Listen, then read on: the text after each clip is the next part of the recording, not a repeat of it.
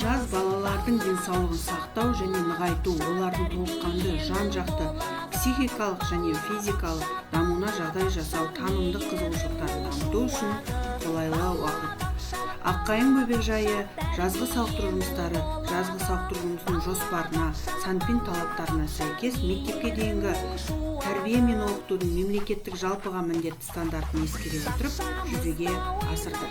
Балалардың денсаулығын нығайту біздің мектепке дейінгі білім беру мекемесінің жұмысындағы басты басымдықтардың бірі ретінде қарастырады.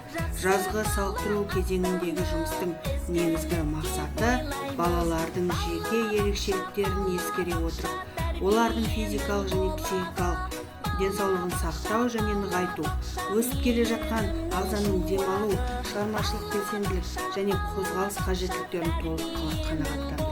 Жазғы сауықтыру кезеңіне келесі міндеттер қойылды. Балалардың өмірін қорғауды және денсаулығын нығайтуды, сырқаттанушылық пен жарақаттанудың алдын алуды қамтамасыз етілетін жағдайлар жасау. Балаларды сауықтыру мен дене тәрбиесіне мектеп жасына дейінгі балалардың дербестігін, бастамашылдығын, қызығушылығы мен танымдық белсенділігін дамытуға бағытталған іс-шаралар жүйесін іске асыру. Жазғы кезеңде балалар тәрбиелеу мен сауықтыру мәселелері бойынша ата-аналарға педагогикалық және санитарлық ағартуды жүзеге асыру. Жазғы кезеңде балабақша аумағын абаттандыруға, ата-аналарға көмек көрсетуді, ата-аналардың бастамасын қолдауды ұйымдастыру. Жаңа оқу жылының басталуына дайындық. Жазғы кезеңдегі жұмыстың басым бағыттары дене шынықтыру, сауықтыру жұмысы, мәдени демалыс қызметі. Күн режимі жазғы кезеңде және санпин талаптарын ескере отырып әзірленді. Таңертеңгі қабылдау және ауада гимнастика, кем дегенде 4 сағат серуендеу, шынықтыру іс-шаралары, ұйқы уақытын арттыру, тамақтануды дәрумендендіру және калориялау, дене шынықтыру іс-шаралары, су ішу режимін сақтау, құм жәшіктеріндегі құмды күнделікті өңдеу. Жазғы кезеңде таңертеңгілік қабылдауды ұйымдастыруға және балалардың таза ауада болуын барынша арттыруға қатаң кесте бойынша жүзеге асырылған су ішу режиміне көп көңіл бөлінді.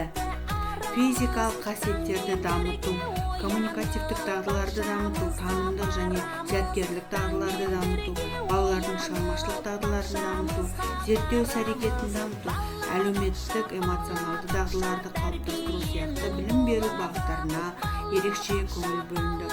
Уақыттың көп бөлігін балалар ашық ауада өткізді. Балаларды қабылдау, гимнастика, ойын қызметі және де басқа да шаралар ауада ұйымдастырылды. Сауықтыру жұмыстары қатаң шынықтыру процедураларына негізделген, балалардың киімдері температуралық режимге сәйкес келді. Мектеп міндетті түрде бас киім қолданылды.